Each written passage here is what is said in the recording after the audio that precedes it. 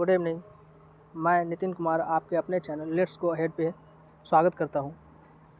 Please सबसे पहले आप लोगों से एक ही अनुरोध है कि इस चैनल को अधिक से अधिक लाइक करें, शेयर करें, कमेंट करें और बेल आइकन दबा दें, जिससे न्यू नोटिफिकेशन जो भी आएगा वो आपको सबसे पहले प्राप्त हो जाएगी। आज मेरा टॉपिक है चाइल्ड डेवलपमेंट स्टेज।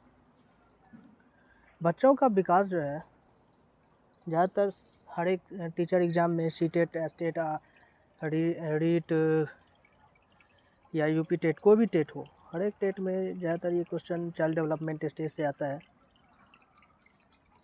जिसमें ये सीटेट में भी क्वेश्चन पूछा गया था कि बच्चे का विकास जो है वो कब से कब तक होता है। तो इसके लिए मैं आपको एक ट्रिक बताना चाहूँगा। बच्चे का विकास जो है वो माँ के गर्भ से ही चालू हो जाता है। माँ के गर्भ से कब तक, इसका एक ट्रिक है, हम लोग ऐसे याद रख सकते हैं, वॉर्म टू टॉम। जैसे आप देख रहे हैं लिखा हुआ भी है, वॉर्म to tomb. First stage pre natal stage, गर्भाधान से जन्म तक होता है। मतलब जब से बच्चे माँ के गर्भ में आते हैं और जब से गर्भ से बाहर निकलते हैं जन्म तक, तब तक ये प्री नेटल स्टेज होता है।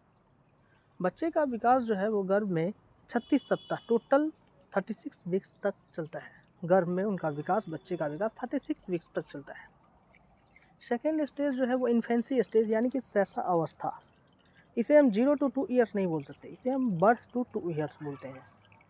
इस अवस्था में बच्चा अपने सेंस ऑर्गेन्स के सहारे अपनी बातों को दूसरों को समझाता है। इस अवस्था में बच्चों के अंदर वस्तु स्थायित्व, ऑब्जेक्ट परमानेंस के गुण आ जाते हैं। ऑब्जेक्ट परमानेंस से मतलब है कि आपने देखा होगा किसी बच्चे को जो बर्थ टू 2 ईयर्स का हो, इन्फेंसी स्टेज में से आप लोगों ने देखा होगा, ध्यान दिया होगा अगर, तो ये पता होगा कि बच्चे जब मतलब अपने खिलौने से खेलते रहते हैं, अगर आप उसके खिलौने को छिपा देते हैं तो उस खिलौने को बार बार ढूंढते रहते हैं। मतलब पियाजे के अनुसार उनके दिमाग में एक स्कीमा बन जाती है ऑब्जेक्ट परमानेंस की। अब वो उस वस्तु को जब तक उन्हें स्कीमा बना रहता है उनके दिमाग में, तब तक उस वस्तु को ढूंढते रहते हैं।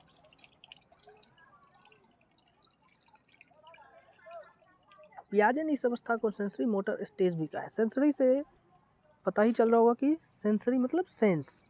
हमारे पास जो 5 सेंस ऑर्गेन्स होते हैं, वो सेंस ऑर्गेन्स के सहारे बच्चे इन्फेंसी स्टेज में अपनी बातों को अपने माँ बाप को, अपने पेरेंट्स को समझाते हैं।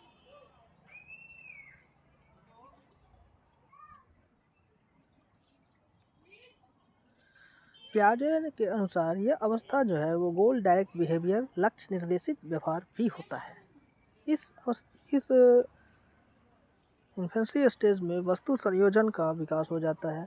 अगर पूछा जाए कि बच्चे का किस माह से ऑब्जेक्ट परमानेंस का विकास प्रारंभ हो जाता है इन्फेंसी स्टेज में, तो हम ऐसे बता सकते हैं कि 18 मंथ यानी कि 1.5 माह से बच्चे के अंदर ऑब्जेक्ट परमानेंस का विकास प्रारंभ हो जाता है इन्फेंसी स्टेज में। इस अवस्था में बच्चा अनुकरण करना सीख जाता है। कोई भी चीज़ बच्चे देखे होंगे, अगर आपको याद होगा, अपने बचपन याद होगा या किसी बच्चे को देखा होगा, ध्यान दिया होगा।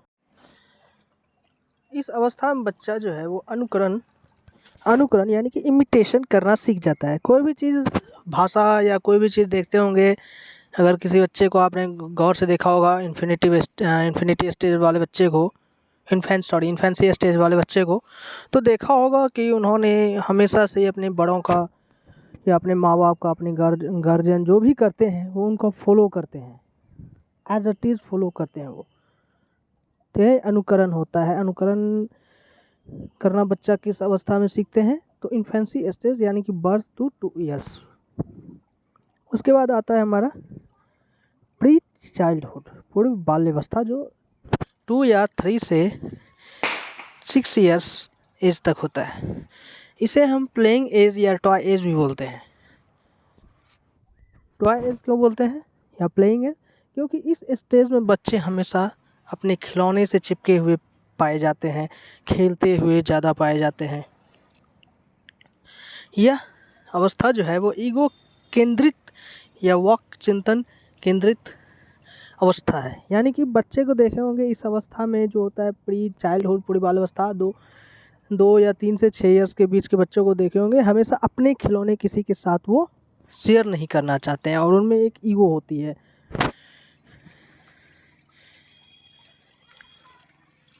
वो अपने कपड़े, अपने खिलौने अपने भाई बहनों के साथ या अपने दोस्तों के साथ भी शेयर नहीं करना चाहते हैं। एक तरह का उनमें ईगो होता है इस अवस्था में। ईगो किस अवस्था में पाया जाता है? तो प्री चाइल्डहुड में, पूर्व बाल अवस्था में। पियाजे ने इस अवस्था को पूर्व संक्रियात्मक अवस्था कहा है। पियाजे ने इस अवस्था को जीववाद, सजीव चिंतन या एनिमिज्म, इंग्लिश में इसे हम एनिमिज्म से संबोधित करते हैं।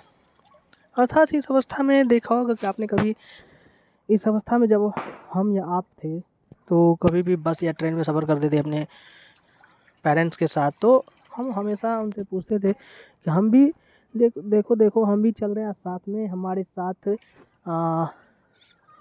सूर्य भी चल रहा है और बादल भी चल रहे हैं। एनिमिज्म मतलब होता क्या है? एनिमिज्म मतलब हम समझ सकते हैं कि इस एनिमिज्म में बच्चे जो होते हैं प्री चाइल्डहुड में, बच्चे एनिमिज्म में निर्जीव को भी सजीव समझता है। मतलब सूरज उदास है, बादल हमारे साथ साथ चल रहा है। इस अवस्था में बच्चों में जिज्ञासा, क्यूरियोसिटी उत्पन्न होती है। कोई भी देखेंगे बचपन में, इस अवस्था में जब हम लोग भी थे तो हमारे दादा दादी, नाना नानी कोई भी स्टोरी सुनाते थे, तो जब हम भी क्यूरियोसिटी के साथ उसको सुनते थे कि अब आगे बताओ, आगे क्या होगा, आगे क्या हुआ। जिज्ञासा रहती है इस अवस्था में बच्चे में एक। इस अवस्था में बच्चों में सामाजिक और नैतिक गुण भी विकसित होते हैं। भाषा के अर्जन एवं विकास के लिए सर्वाधिक संवेदनशील अवधि कौन सी है? भाषा के अर्जन एवं विकास के लिए सर्वाधिक संवेदनशील अवधि हमारी प्री चाइल्डहुड, पूर्व बाल्यावस्था होती है। लेटर चाइल्डहुड, उत्तर बाल्यावस्था, जो 6 से 12 इयर्स, यानी कि गैंग एज, इसे हम गैंग एज भी बोलते हैं। गैंग एज क्यों बोलते हैं? क्योंकि इस अवस्था में बच्चे अपने समतुल्य फ्रेंड के साथ, वो लड़का हो या लड़की हो, सभी के साथ रहना पसंद करता है। पियाजे ने इसे मूल संक्रियात्मक अवस्था कहा है। इसे लर्निंग बाय डूइंग भी कहते हैं, यानी कि करके सीखना। इस अवस्था में बच्चे जो होते हैं वो कोई भी चीज़ करके सीखना चाहते हैं, खुद क्रिएटिविटी करते रहते हैं।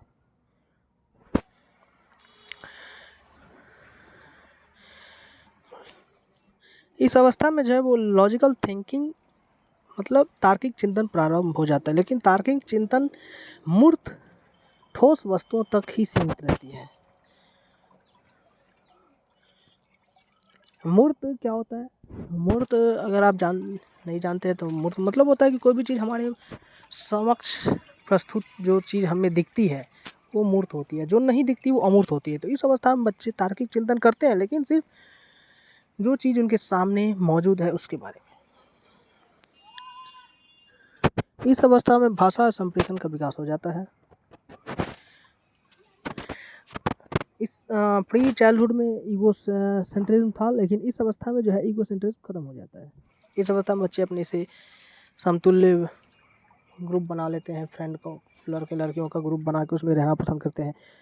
इस अवस्था में स्कूल में अपना लंच शेयर करना जानने लगते हैं, एक दूसरे के भी शेयर करते हैं, बुक शेयर करते हैं, कुछ भी ऐसे ही। इस अवस्था में वस्तुओं को सारणीकरण, वर्गीकरण का विकास हो जाता है। इसके बाद हमारा आता है किशोरावस्था, जिसे हम एडोलसेंस भी बोलते हैं। ये 12 से 18 वर्ष होता है। स्टेनले हॉल जो है इसे आंधी और तूफान का काल भी कहा है। आंधी और तूफान का काल स्टेनले हॉल ने किस अवस्था को कहा है? किशोरावस्था को। पियाजे ने इसे औपचारिक अमूर्त संक्रियात्मक अवस्था भी कहा है। अभी मैंने ऊपर बताया था कि मूर्त और अमूर्त। मूर्त मतलब जो चीज़ हमारे सामने मौजूद है, अमूर्त मतलब जो चीज़ हमारे सामने मौजूद नहीं है।